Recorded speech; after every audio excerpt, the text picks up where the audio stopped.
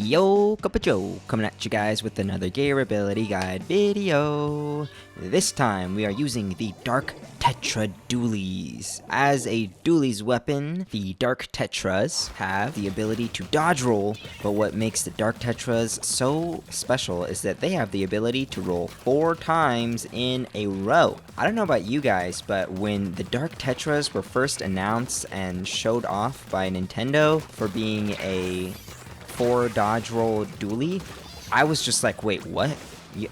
How many times can you dodge roll with the normal dualies? I thought it was just once.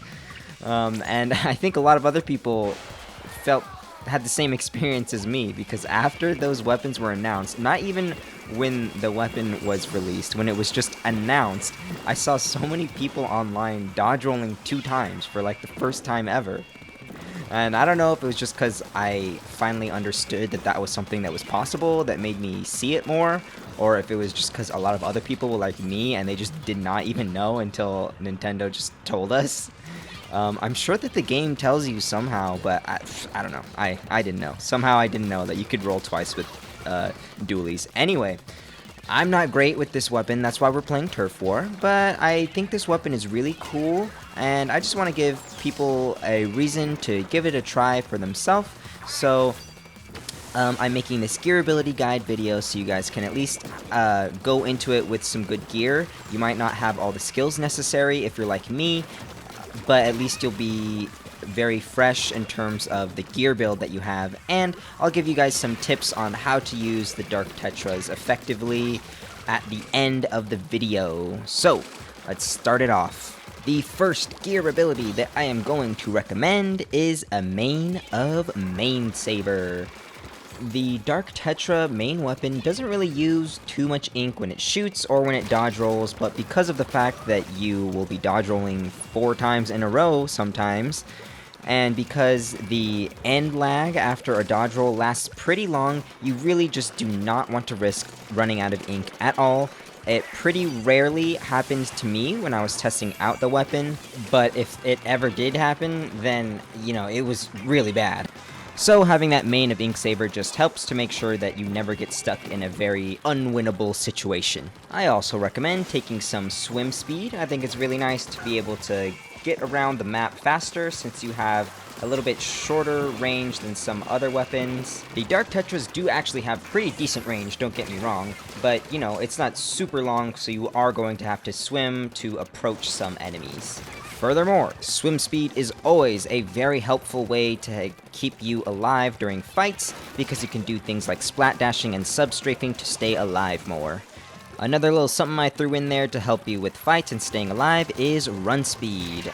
Pretty much with any frontline weapons, except for maybe the 52 gal, you're going to want to take some run speed because it's going to help you to strafe while you're shooting, and that's just a really good way to stay alive because if you're a moving target, you're harder to kill. And having run speed makes you even faster and even harder to kill while you're moving and shooting. Something else you're going to want to squeeze at least a little bit of into your build is special charge up. It can be kind of hard in some lobbies to get anything done with Splashdown, which is this weapon's special, because really good players will just shoot you out of the sky every single time, but it's really nice to have that special charging up frequently just so that you can refill your ink tank every time you use it. Like I said, running out of ink with this weapon is pretty bad, so if you can earn your special more often, then it'll help you to have a way to instantly refill that ink tank when necessary. Having just 2 subs in your build will reduce the special point requirement from 170 to 160, and if you throw in 3 more subs, then you can get it down all the way to 150.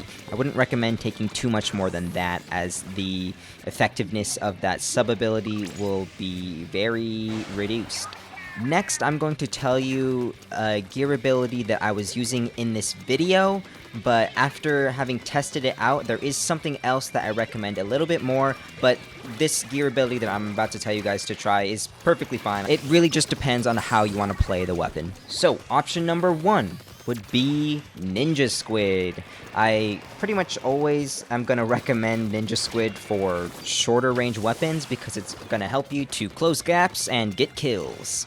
If you do decide to go with Ninja Squid, then I recommend also taking some swim speed just to counter the swim speed loss from having Ninja Squid. Alternatively, after my play sessions with this weapon, I realized that I really would have gotten a lot of value out of quick respawn, because I was jumping in and dying, pretty often. It wasn't happening all the time, but there were some situations where quick respawn would have done me some good. When I searched around online to see what other people were doing with this weapon, I didn't see anybody recommend quick respawn, so that's why I didn't try it out myself at first. I was thinking maybe this weapon is just really good at getting kills and getting trades, so you're less likely to actually activate quick respawn. But in my experience, and I'm pretty bad, but in my experience, there were some times where quick respawn would have helped me. So there you go. Two choices for you. You could go with Ninja Squid and Swim Speed if you want to be maybe a little bit more tactical with your aggression. And you could take quick respawn if you really just want to throw yourself at the enemies over and over.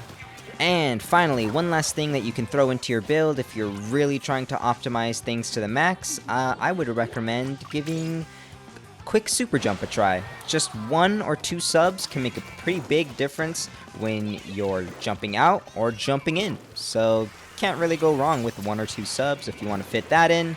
Of course, you could just go with more special charge up. You could go with more swim speed, more quick respawn, whatever you want to do. You could even go with Ninja Squid and quick respawn and just take out the main saver, or you could take out the special charge up to accomplish something like that. Get creative, try out your own builds. That's my recommendation. That's the only way to find out what works best for you. I really just want to give you guys a place to start.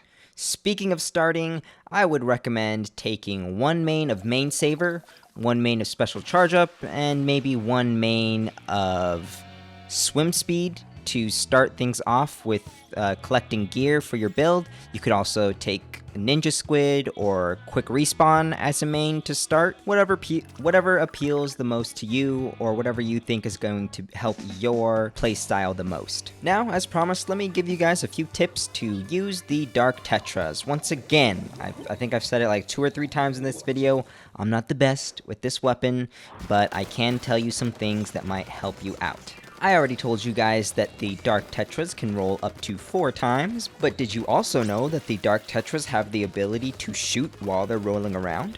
That ability, combined with the ability to roll around 4 times, is what I think makes this weapon very interesting and also very deadly, because you can kill people while you're on the move, but you need to practice using those shots that come out while you're rolling. So I recommend taking this weapon into the training room and aiming at one of the targets and trying to dodge roll while you hit them with the 2 shots that will come out as you roll. In order to pull off this attack, you will have to move your reticle in the opposite direction of the way that you're rolling, and you're gonna have to kind of whip it pretty fast, so you need to get used to it. That's why I recommend taking the weapon into the training room. Something that I wasn't really doing at the start, but that I learned to do by the end, is to make sure that you use all 4 of them dodge rolls.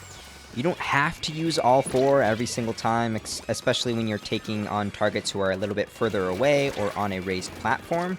In those cases, you might just want to roll once or twice to get yourself into the perfect position, but when you're fighting people kind of close range on the same level playing field as you, then you're going to want to just roll around as much as you can, because it's really hard to track people who are rolling.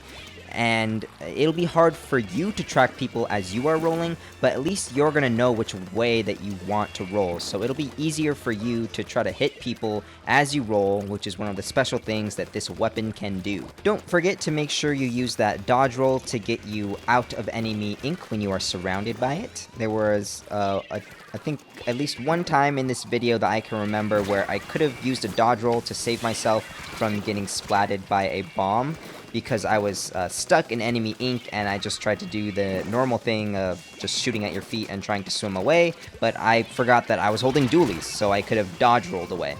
And finally, one last tip for y'all. Make sure that you use that dodge roll to yeet yourself around a corner when there is a weapon like a splatling or a charger or really anyone abusing a corner for peeking.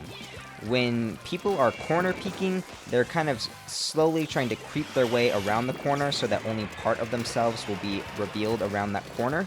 But if you dodge roll all the way around it, then you just completely negate that. Their entire body will be exposed to you to shoot at. The same will be true for you, but once again, you're the one making the decision to do the dodge roll, so you're going to be more ready for that battle. Nice shots, Nanachoop. Thank you for joining my Turf War lobby and making it into my gear ability guide video. If you guys didn't know, Nanachoop is one of the fresher squids that ever graced the land of Inkopolis. We met during one of my live streams because of a now mutual friend. I'm really glad that I got to meet both of the people who I'm talking about now. Be sure to click on the link that leads you to my Twitch channel if you'd like to give me a follow so that you can be notified whenever I go live. Or you could join my Discord because I like to let people know when I'm live in there too. And I even have a weekly schedule posted up in there so you can really know what's going on. Thanks for watching, everybody. Don't forget to like and subscribe if you learned something from the video, and be sure to leave a comment if you've got something else to add. Bye!